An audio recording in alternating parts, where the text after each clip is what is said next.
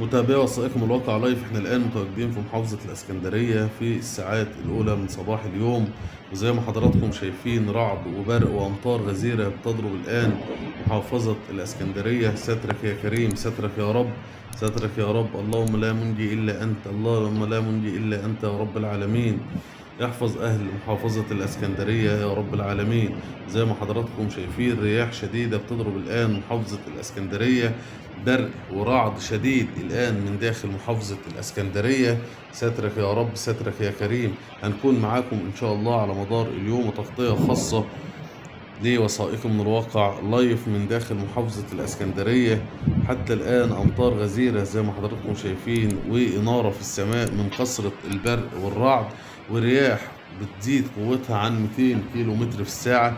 زي ما حضراتكم شايفين الآن أجواء صعبة جدا بتمر على محافظة الإسكندرية. متابعي وثائقي من الواقع لايف في كل مكان، تغطية خاصة الآن من داخل محافظة الإسكندرية. وزي ما حضراتكم شايفين في صباح اليوم في الساعات الأولى تغطية لوثائقي من الواقع لايف. زي ما حضراتكم شايفين برق ورعد وأمطار غزيرة.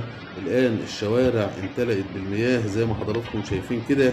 أرضية الشوارع بدأت الآن تكاثر للمياه، وبدأت المية تغطي معظم السيارات زي ما حضراتكم شايفين كده.